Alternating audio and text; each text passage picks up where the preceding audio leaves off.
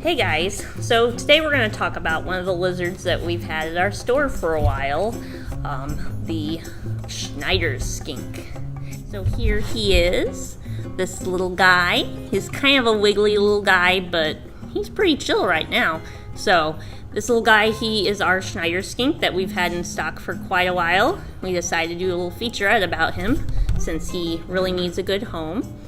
The species name for this guy is Ulysses Schneideri. So that is what his specific name is. Look at those pretty colors. See, I'm not gripping him hard at all. I'm just lightly have a hold of him, so in case he decides to try to jump. So yeah, you can see nice orange and gray colors. He's got a cute little face. Yes. So as you can see, he's a little bit on the wiggly side, so you can handle him just a little bit more wiggly than like your blue-tongued skinks and other types of skinks. So, but sometimes he can chill out just kind of like that. So we'll go over his care in the next part.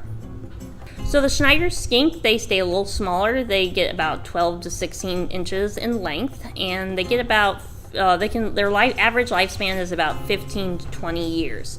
So they are a little bit of a longer living lizard, but they don't get too big. So pretty good if you want a lizard that doesn't get too big or doesn't stay too small. So as far as the minimum tank size goes, these guys need a tank size of 30 by 12 by 12 inches, which is our 20-gallon long, what we call our 20-gallon long tank.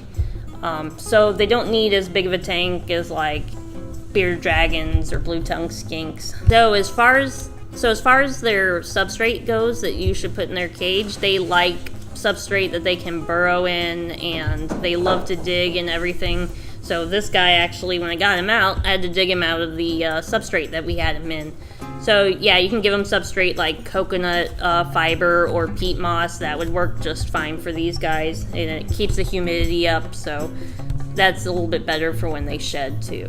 And as far as how deep you should make the substrate, about 3 to 6 inches, a little bit deeper since they are a burrowing species. So as far as humidity goes, you can mist the tank about once a day, mist the substrate. You should probably keep the humidity below 30%, so you don't want it like too wet in there, but just kind of enough to make it a little bit damp. So as far as like extra stuff that you can put in their cage for their habitat, they love to burrow and hide. So if you want to put like some extra hides like logs or anything in there, you can put those in there. You should also give them a nice spot to bask, like a nice flat surface. In our tank that I'll show you here, we have a nice flat rock that he can sit on whenever he likes to bask, and we do see him bask on it quite often whenever he's not underneath the substrate. So that's another good thing to give them. And as far as housing goes, you can keep them either alone or in pairs. You can do like a male-female pair, but you don't want to ever do two males together because they will get territorial and they will try to probably hurt each other. So they don't get along. So if you do decide to keep two of these guys together, like two females or a male and female pair, just make sure that they're a very similar size, because if you get one that's a lot bigger than the other one, they'll end up dominating the smaller one, and the smaller one probably won't grow as well, it won't get enough food, so the other one will just try to eat all the food and not let the little one have any. So just keep them about the same size.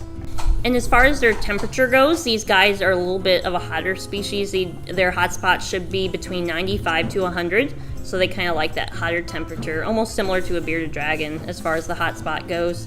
And then the lower temperature of the side that's furthest away from the light, that can get as low as 70. So since these guys are a diurnal species, they will of course need the heat light to get their hot spot up to the right temperature, and they will also need a UVB light, which provides them with the UV that they need to use the calcium that's in their body. So definitely need either two types of bulbs for these guys, UVB and the heat lamp. or you can do like an all-in-one, like a smaller mercury vapor bulb. So we use one of our lowest wattage mercury vapors on this little guy, and it's really good.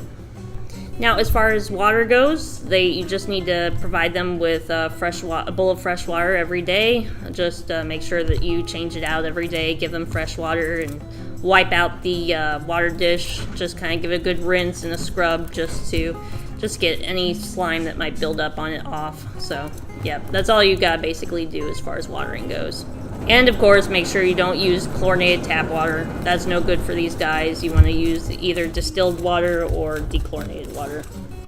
So as far as their diet goes, these guys are omnivores, but they will eat mostly insects. It's about a 80 to 20 ratio as far as insects to like greens goes. You can feed them different types of insects, like crickets is our main staple that we feed this little guy. He's used to eating crickets, but they can also eat like mealworms, waxworms, and even little cockroaches that they can eat. And as far as the greens they can eat like mustard greens, collard greens, turnip greens, anything dark and leafy, that's what they can eat. And if you feed them fruit, just do it really occasionally, not too often, or else that can give them like mouth rot. So yeah, it's kind of like giving candy to a person. It's a treat, not something you would eat all the time. So, and another thing about their food, you should make sure to calcium dust it every day whenever you feed them. Except once a week, you should give them you should dust their food with multivitamins instead.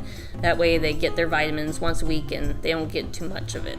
And as far as how often to feed the Schneider skink, you can feed them daily. The babies, they will eat more crickets and insects and stuff than the adults will.